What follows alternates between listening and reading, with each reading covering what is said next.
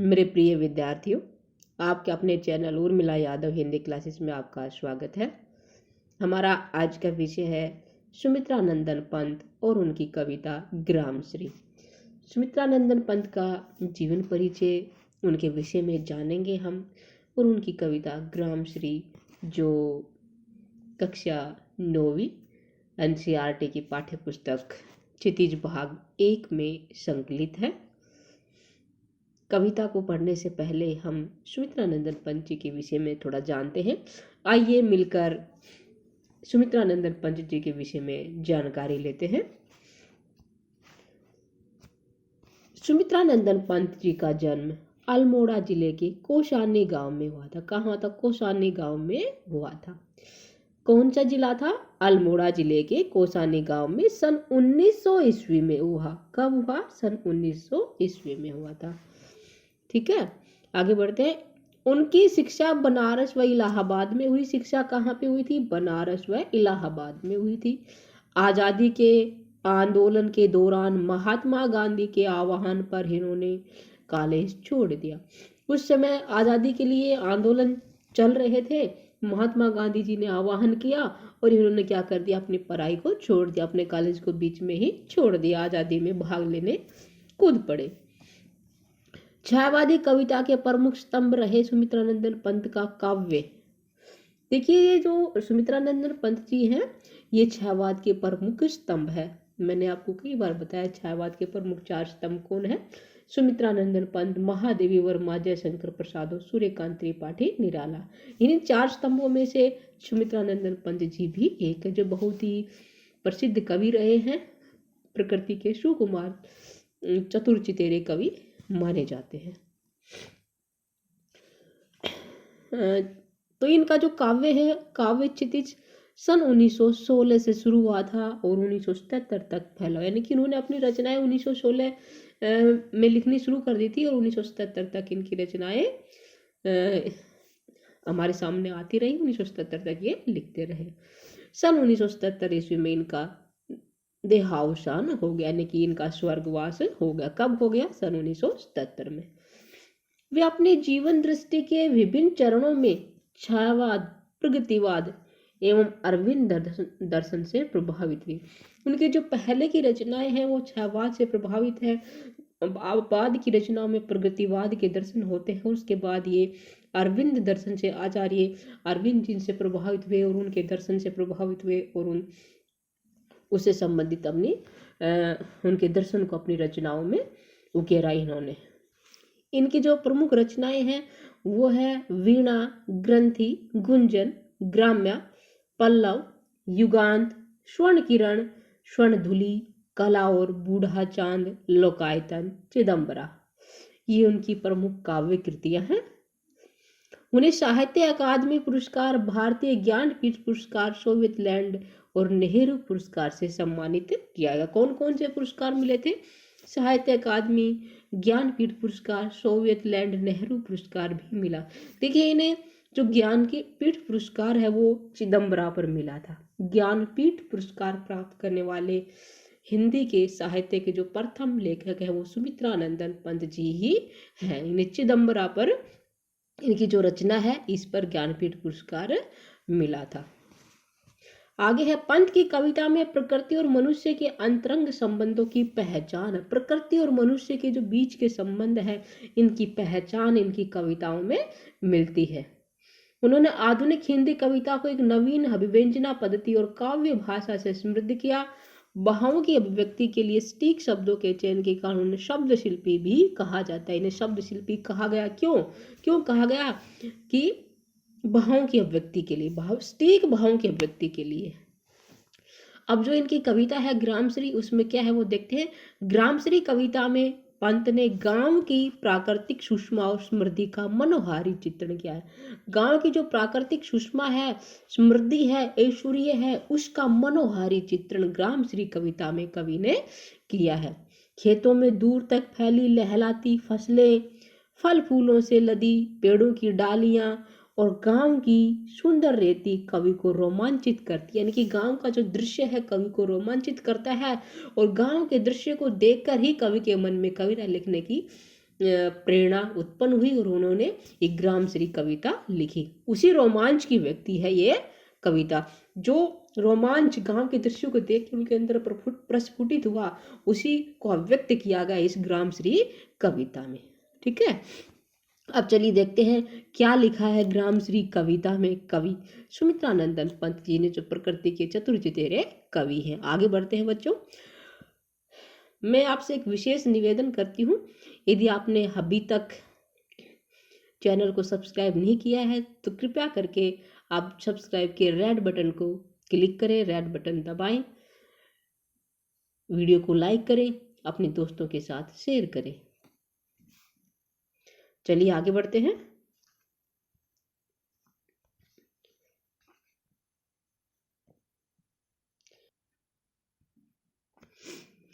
ग्रामश्री कविता। फैले खेतों में दूर तलक मखमल की कोमल हरियाली, लिपटी जिसमें रवि की किरणें चांदी की सी उजली जाली, तिनकों के हरे हरे तन पर हिल हरित रुधिर है रहा झलक, श्यामल भूतल पर झुका हुआ नभ का चिर निर्मल नील फलक। देखिए यहाँ तलक का अर्थ होता है तक। ठीक है, क्या होगा तक, आप शब्दार्थ लिख लीजिएगा। मखमल होता है कोमल, जो एक तरह का विशेष वस्त्र होता है जिसके रोए होते हैं, रोएदार वस्त्र होता है, बहुत ही सॉफ्ट कोमल होता है। ठीक है, लिपटी लिपटना, रवि सूर्य किरणें आपको पता है, चांदी जो चांदी सफ़ेद होती है, वैसे ही यहाँ पे जो ओस की बूंदे हैं उनको चांदी, चांद की जो सफ़ेदी है चांदी की उसकी तरह दिखाया गया है। ठीक है, तिनके जो फसल के घास के जो डंठल होते हैं उनको तिनके बोलते हैं। श्यामल, श्यामल क्या होता है, हरा और नीला जो रंग है उसका मिश्रण क्या होगा, श्यामल। ठीक है, निर्मल स्वच्छ, रुधिर खून, झलक झलकना। ठीक है, फलक फाके। ठीक है, अब देखते हैं इसकी व्याख्या करते हैं। कवि कह रहा है कि फैले खेतों में दूर तलक मखमल की कोमल हरियाली। सबसे पहले हम क्या करेंगे, प्रसंग लिखते हैं। जब किसी भी पद की काव्यांश की व्याख्या करते हैं तो उसका प्रसंग लिखते हैं कि ये कहाँ से लिया गया है, क्या कवि ने इसमें कहा है।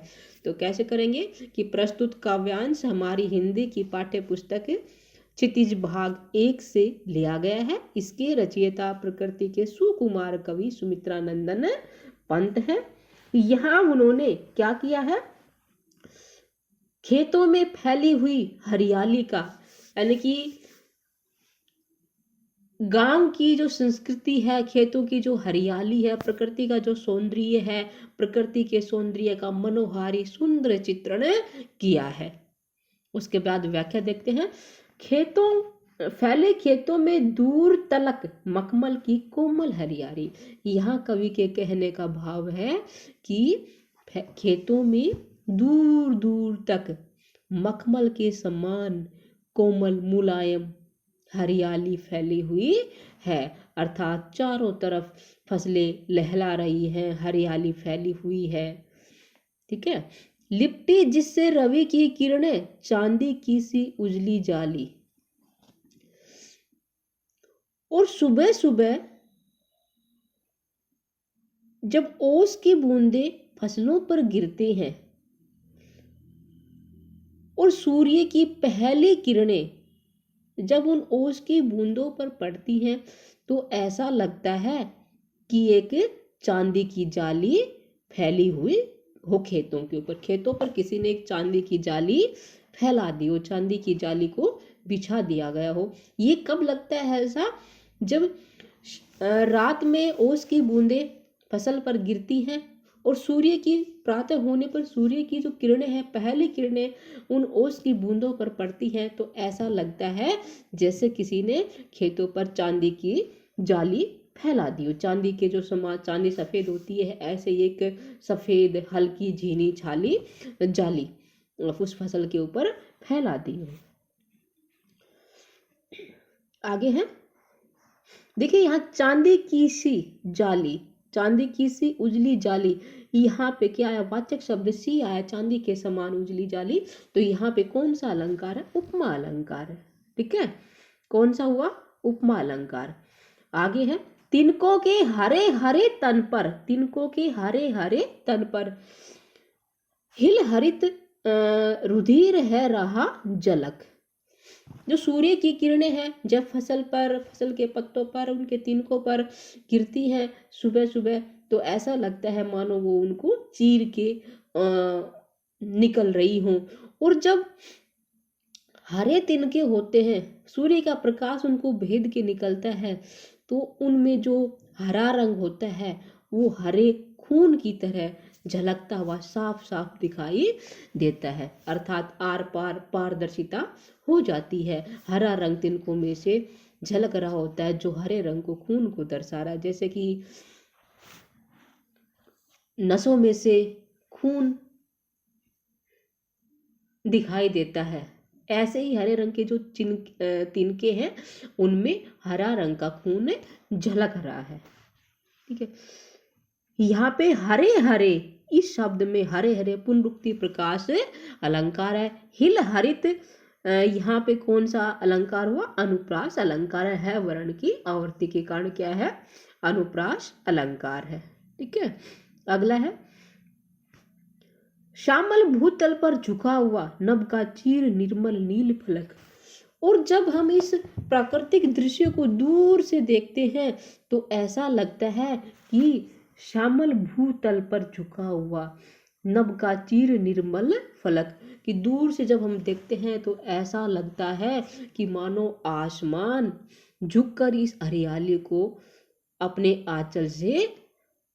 आंचल में छिपा रहा हो। क्या लगता है? जब हम दूर से देखते हैं तो दूर हमें दिखाई देता है कि जो आसमान है वह अपने आंचल से इस जो प्राकृतिक जो दृश्य है उसको इस हरियाली के ऊपर अपने आंचल को बिछा रहा हो, यानी कि इस हरियाली को अपने आंचल से छिपा रहा हो। ठीक है, ऐसा लगता है जब हम दूर से दिखाई देता है हमें, ऐसा कि ऐसा लगता है मानो आसमान नीचे उतर के अपने आंचल से इस हरियाली को ढक रहा हो। ये इस काव्यांश की व्याख्या थी। विशेष में क्या करेंगे कि भाषा सरल स्पष्ट है, अलंकारों का प्रयोग दर्शनीय है। अलंकार कौन से हैं मैंने आपको बताया, उपमा अलंकार है, पुनरुक्ति प्रकाश अलंकार है, और साथ ही क्या है, मानवी कड़ा अलंकार भी है। जो खून है झलक रहा, यहाँ पे खून मनुष्य के अंदर झलकता है, यहाँ पौधों के अंदर झलकता हुआ दिखाई दिया है, इसलिए क्या है, मानवीकरण अलंकार। प्रकृति पर मानवीय क्रियाओं का आरोप लगाया है, इसलिए क्या है, मानवीकरण अलंकार है। प्रसाद गुण, भाषा प्रसाद गुण संपन्न है। ठीक है, पद में गीत है, ये क्या हो जाएगा, विशेष हो जाएगा। अब अगला देखते हैं, रोमांचित सी लगती वसुधा आई जो गेहूं में बाली, अरहर सनई की सोने की किमकिणिया है शोभाशाली, उड़ती भीली तैलाक्त गंध, फूली सरसों पीली पीली, लो हरित धरा से झाक रही नीलम की कली तीसी नीली। प्रसंग हम वही कर देंगे, प्रस्तुत काव्यांश हमारी हिंदी की पाठ्य पुस्तक क्षितिज भाग 1 से लिया गया है। इसके रचयिता प्रकृति के चतुर चितेरी छायावादी कवि सुमित्रानंदन पंत जी हैं। यहाँ उन्होंने क्या किया है, धरती की सुंदरता का वर्णन किया। इस काव्यांश में, इस पद में क्या है, धरती की सुंदरता का वर्णन है। पहले में खेतों की जो हरियाली थी उसकी सुंदरता का वर्णन था, और यहाँ पे धरती की सुंदरता का वर्णन है। अब आगे चलते हैं कि रोमांचित सी लगती वसुधा, वसुधा क्या होता है, धरती, धरा, पृथ्वी। ठीक है, आई, आई यानी कि आना, जो हमारी फसल होती है, जो कि वो गेहूं, बाली, बाल, अरहर दाल की एक किस्म है, सनई, सनई एक पौधा होता है जिसकी छाल से रस्सी बनाई जाती है, जिसे हम सन भी कहते हैं, सन का पौधा। आजकल तो आप सबने शायद नहीं देखा हो, मेरा देखा हुआ है। सन एक लंबा सा पौधा होता है जिसमें पीले रंग के फूल आते हैं, और जो जैसे उसकी जो तना होता है, उसकी जो डंठल होता है, बहुत उसको छील के और उसके जो भूसा टाइप में निकलता है उसके रस्सी बनाई जाती है, तो सन का पौधा। ठीक है। सोने यानी कि स्वर्ण रंग का। किमकनिया होती है करधनी या तगड़ी, शोभाशाली, अच्छा लगना, शोभायमान होना। भीनी धीमी धीमी, तेला तेल से युक्त, गंध खुशबू। सरसों आपको पता है, सरसों की फसल सरसों, और पीली पीली पीले रंग का, हरित हरा, धरा पृथ्वी, झांक झांक झांकना, और नीलम की कली, तीसी नीली, यहाँ एक पौधे का ही नाम है ये, नीली का तीसी का पौधा होता है, उसी का नाम है ये। अब देखते हैं इसको कि रोमांचित सी लगती वसुधा। कवि कह रहे हैं कि जो धरती है वो रोमांचित हो रही है, बहुत ही प्रफुल्लित हो रही है, प्रसन्न हो रही है। कैसे कि खेतों में जौ और गेहूं की बालें आ गई हैं, गेहूं की और जौ की जो फसल है उस पर बालें आ गई हैं, इसलिए धरती जो वसुधा है वो रोमांचित हो रही है, प्रफुल्लित हो रही है, प्रसन्न हो रही है। और अरहर सनई की सोने की किमकड़ियां हैं शोभाशाली, और अरहर और सनई की जो फसलें हैं इस तरह लग रही हैं मानो सोने की करधनी हो, और धरती पर रूपी जो युवती है उसने सोने की करधनी को अपनी कमर में बांध रखा है। देखिए, जो अरहर और सन होता है उसके जो फलियां होती हैं उनमें बीज होते हैं। अरहर जैसे कि दाल है, अरहर की दाल होती है,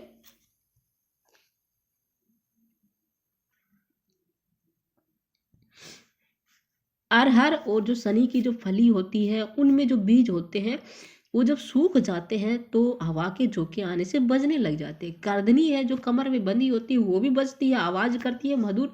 और अरही सनई की जो फलियां हैं उनसे जब हवा चलती है और पौधे हिलते हैं तो उन बीजों से के मधुर मधुर ध्वनि सुनाई देती है। उसी के लिए इसको, उसी संदर्भ में इसको यहाँ करधनी कहा गया है।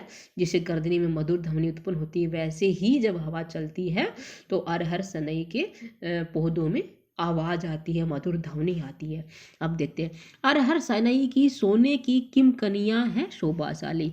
अरहर और सनई की जो फसलें हैं वो इस तरह लग रही हैं जैसे मानो किसी ने, किसी की करधनी हो यानी कि तगड़ी हो, जो धरती यूपी युवती ने अपनी कमर में बांधी हुई है, पहन रखी है, और हवा के चलने से हिल हिल कर मधुर ध्वनि उत्पन्न कर रही है।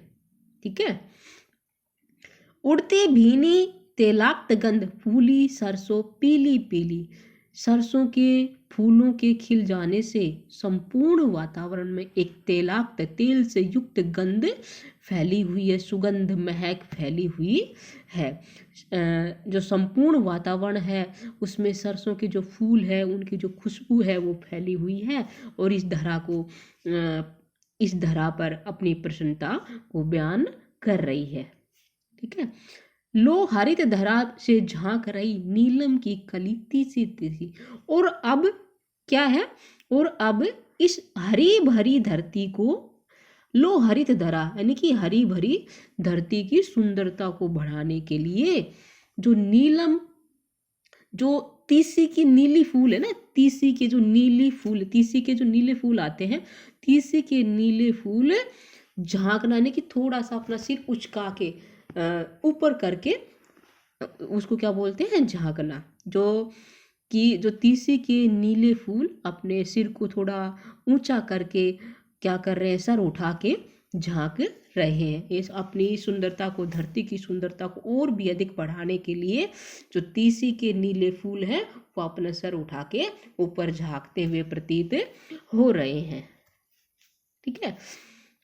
विशेष क्या हो जाएगा, रोमांचित सी लगती। यहाँ पे क्या है, सी आ गया, वाचक शब्द क्या हो गया, उपमा अलंकार हो गया।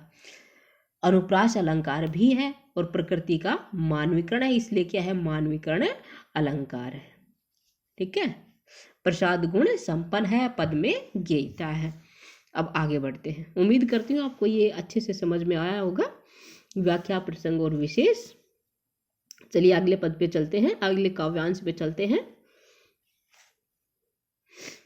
रंग रंग के फूलों में रिल मिल हंस रही सखियां मटर खड़ी, मखमली पेटियों सी लटकी छिमियां छिपाए बीज लड़ी, फिरती है रंग रंग की तितली रंग रंग के फूलों पर सुंदर, फूले फूले फिरते हैं फूल स्वयं उड़ उड़ वृंतों से वृंतों पर। यहाँ पे क्या है, जो रंग बिरंगे फूल हैं, तितली है, उनकी सुंदरता का वर्णन किया है। रंग बिरंगे फूलों और तितलियों की सुंदरता का वर्णन इस काव्यांश में किया है। प्रसंग हम पहले वाला ही कर देंगे और खास बात क्या हो जाएगी कि इस काव्यांश में रंग बिरंगे फूलों और तितलियों की सुंदरता का वर्णन किया है। अब देखते हैं कि रंग रंग के फूलों से रिलमिल हंस रही सखियां मटर खड़ी। यहाँ देखो क्या कहेंगे, कवि कह रहा है, कवि के कहने का भाव यह है कि अलग अलग रंगों के फूलों के बीच मटर की फसल खड़ी होकर हंस रही है। अलग अलग रंग के फूलों के बीच मटर की फसल खड़ी होकर हंस रही है। ठीक है, कि कैसे हंस रही है उसके लिए कह रहे हैं, कैसे हंस रही सखियां मटर खड़ी। जिस प्रकार कोई सखी जब सज कर संवर कर सज धज कर तैयार होती है और तो उसकी जो सारी सखियां होती है उसे देखकर मुस्कुराने लगती है, तो इन्हीं के बीच कहीं कहीं फसलों की लड़ियां छिप कर खड़ी हैं। इन्हीं के बीच क्या है, फसलों की जो लड़ियां हैं, जो कलियां हैं वो छिप के खड़ी है। मटर की जो फली होती है वो उसके अंदर छिप जाती है ना पत्तों के बीच में, तो उसी के लिए कहा गया है।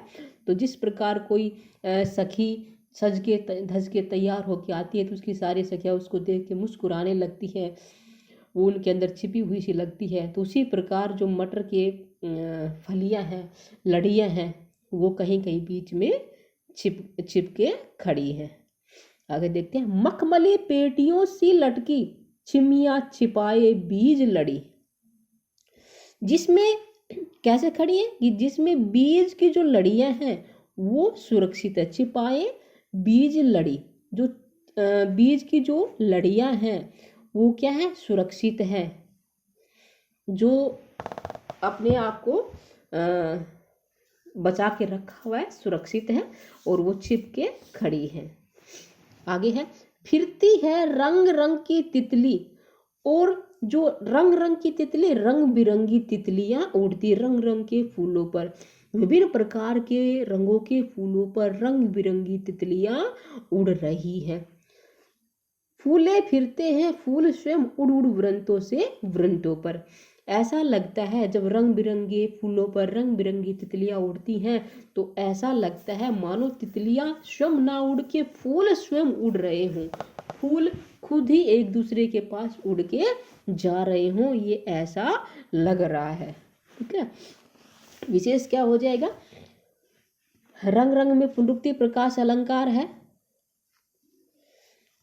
फूले फिरते हैं फूल स्वयं उड़ उड़ वृंतों से वृंतों पर। यहाँ पे क्या उत्प्रेक्षा अलंकार, यहाँ मानववाचक शब्द नहीं लगा हुआ है, लेकिन हम अर्थ यही होगा कि जो फूल है ऐसा लग रहा है जैसे कि तितलियां ना उड़ के स्वयं फूल ही, मानो फूल ही एक दूसरे उड़कर एक दूसरे के पास जा रहे हों। तो यहाँ पे क्या है, उत्प्रेक्षा अलंकार होगा।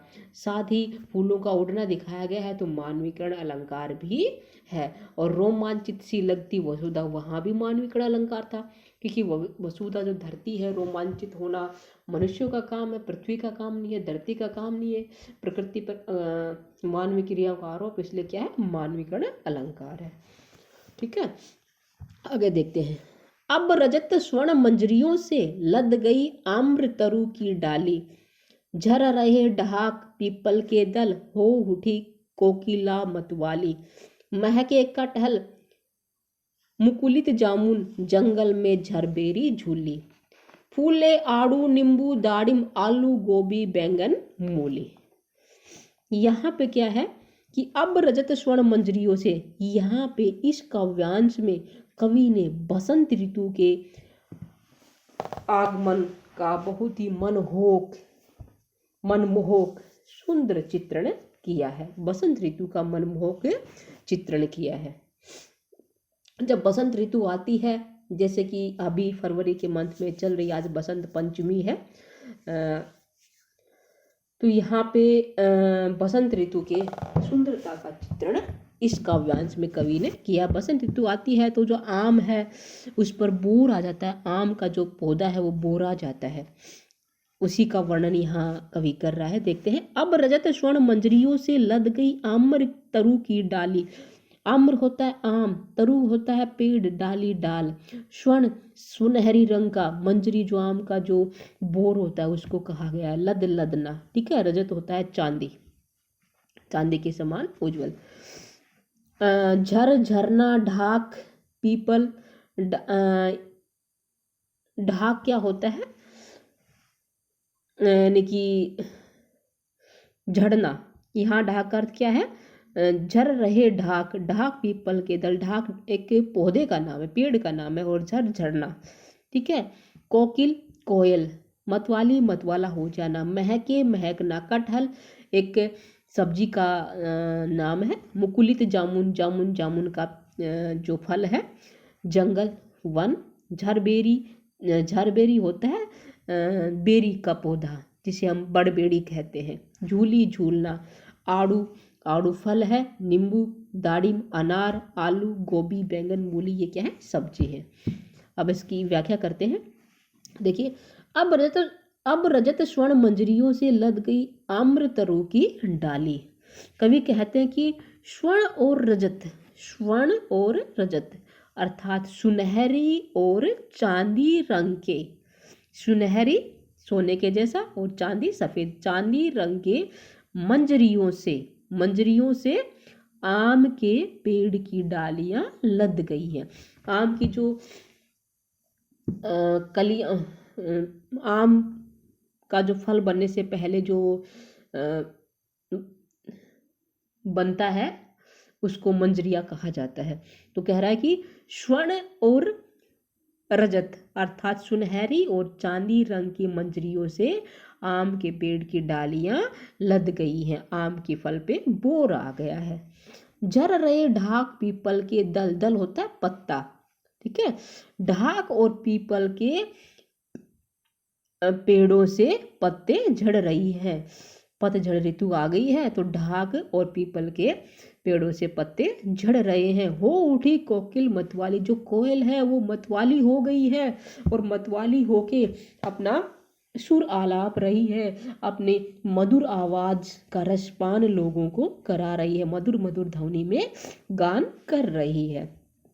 महके, और इस समय कटहल के कटहल महकने लगा है, कटहल की महक महसूस होने लगी है। मुकुलित जामुन, और जामुन भी पेड़ों पर लद गए हैं, जामुन के जो पेड़ हैं वो भी जामुन से लद गए हैं। जंगल में झरबेरी झूली, जंगल में जो झरबेरी का पौधा है, बेरी का जो पौधा है वो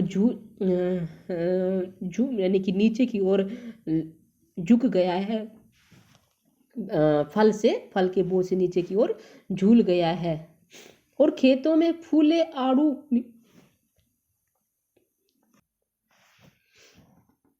खेतों में क्या हो गया है, आड़ू के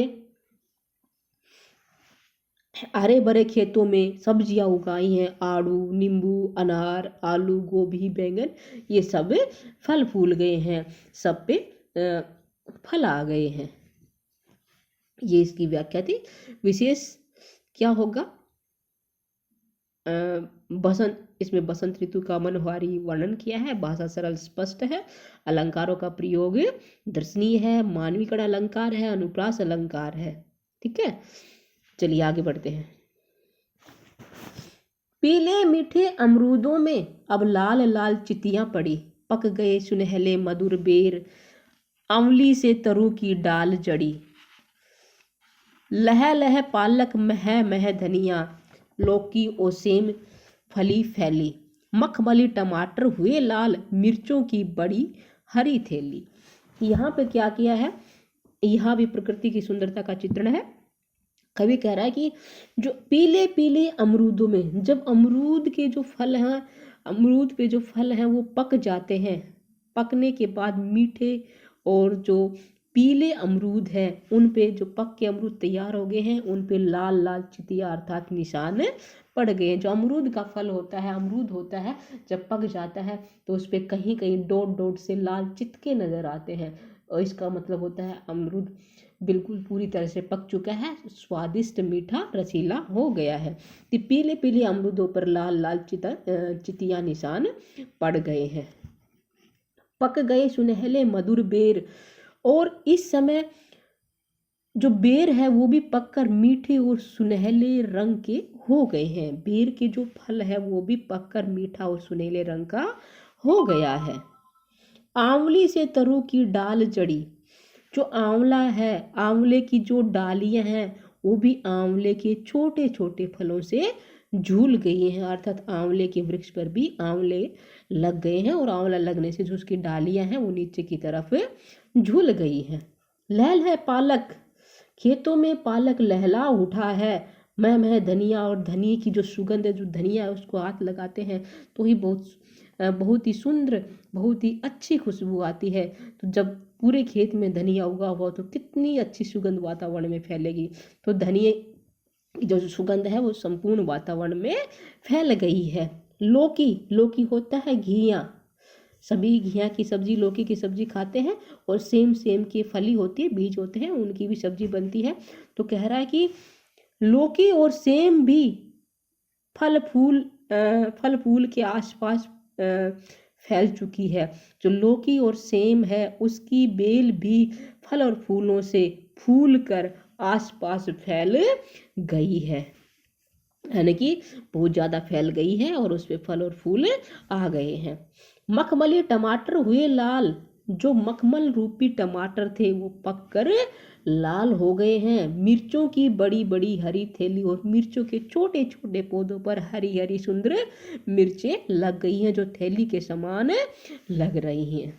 ठीक है, विशेष क्या हो जाएगा यहाँ पे मखमली टमाटर, मखमल रूपी टमाटर, मखमल रूपी टमाटर यहाँ पे क्या है, रूपक अलंकार है, अनुप्रास अलंकार भी है, अनुप्रास है, रूपक अलंकार है, और लाल लाल पुनरुक्ति प्रकाश अलंकार है, भाषा सरल स्पष्ट है, प्रसाद गुण संपन्न है, पद में गीता है।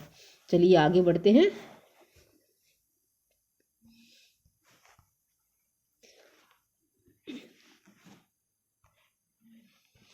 बालों के सांपों से अंकित गंगा की सतरंगी रेती, सुंदर लगती सरपत छाई, तट पर तरबूजों की खेती। अंगुलियों की कंघी से बुगले कलंगी संवारते हैं कोई, तिरते जल में सुरखाब, पुलिन पर मगरोठी रहती सोई। यहाँ पे बालू, बालू जो रेत होता है बहुत ही, जिसे हम भूडा रेत कहते हैं, बालू कहते हैं, महीन रेत होता है उसकी। ठीक है, सांप होता है, सांप अंकित किसी मतलब किसी चीज पे उकेर देना, अंकित कर, जैसे कोई रेखा खींच तो क्या हो जाएगी, अंकित रेखा हमने अंकित कर दी है। गंगा, गंगा नदी है, या सतरंगी विभिन्न प्रकार के रंग, 7 रंग।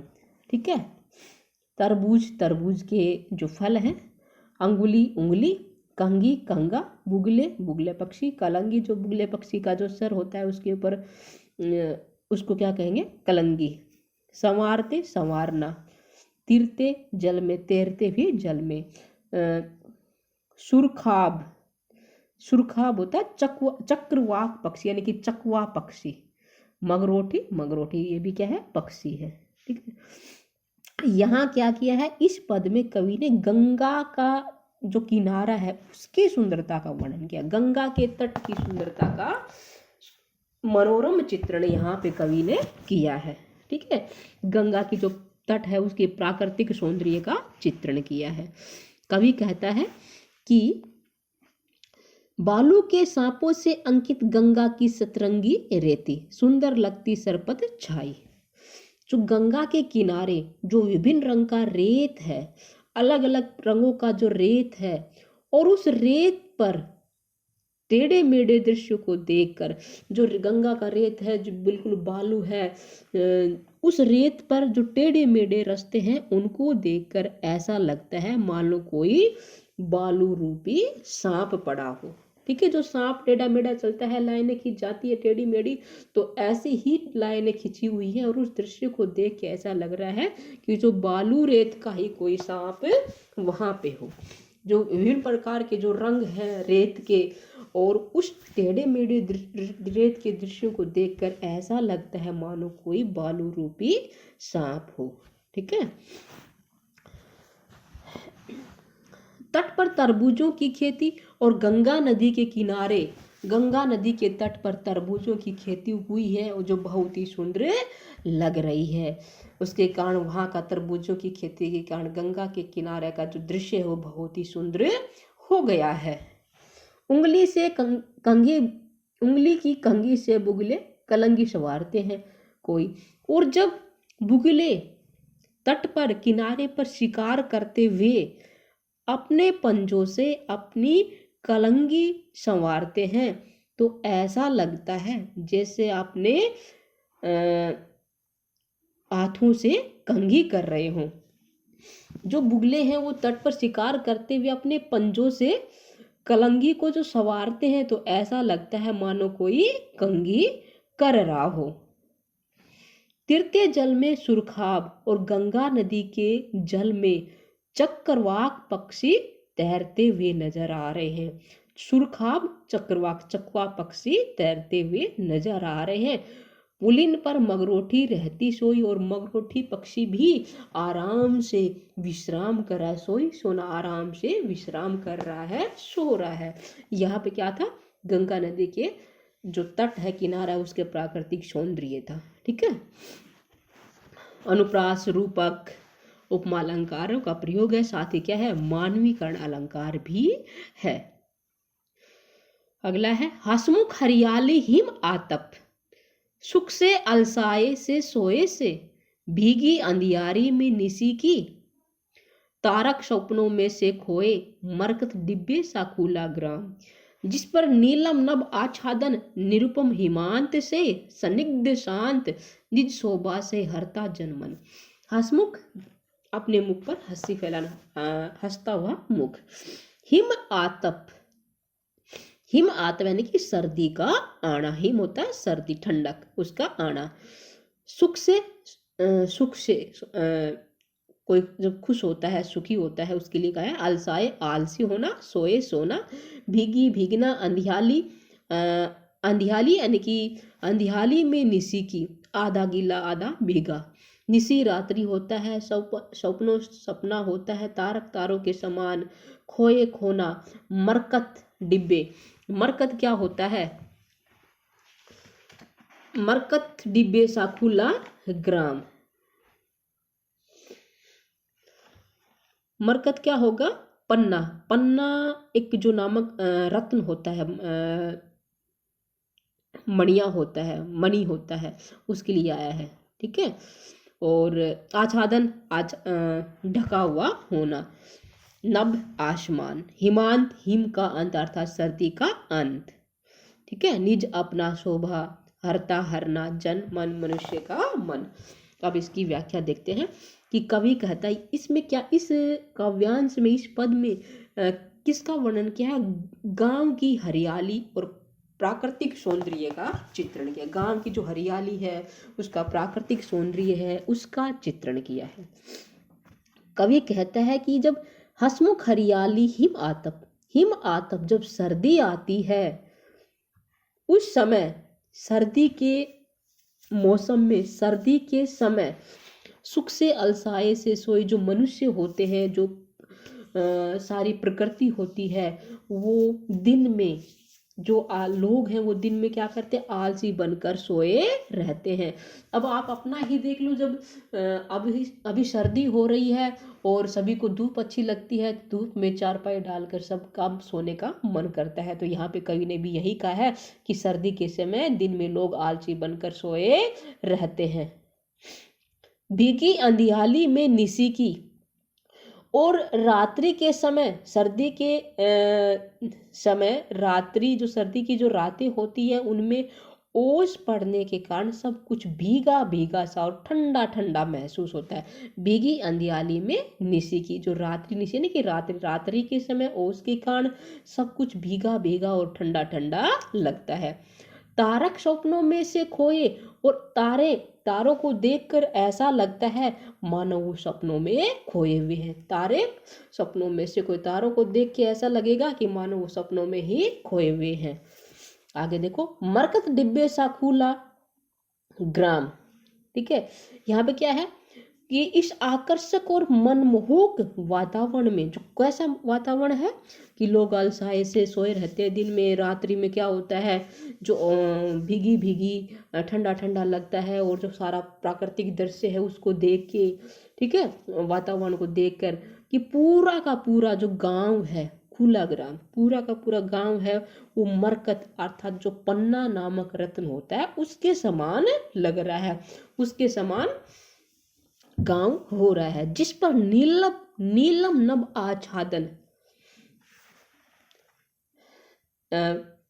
जो पूरा ग्राम है वो मरकत अर्थात पन्ना नामक रत्न के जैसा लग रहा है, और मानो नीले आकाश से आच्छादित हो रहा हो, नीले आकाश से अपने आप को ढका हुआ महसूस कर रहा हो, अपने आप को गांव ने नीले आकाश से आच्छादित कर रखा है, नीले आकाश से ढक रखा है। ठीक है, आगे देखते हैं। निरुपम हिमांत में, हिमांत हिमांत यानी कि सर्दी का अंत, हिम का अंत, हिमांत क्या होगा, हिम का अंत यानी कि सर्दी का अंत। शरद ऋतु के अंतिम क्षणों में,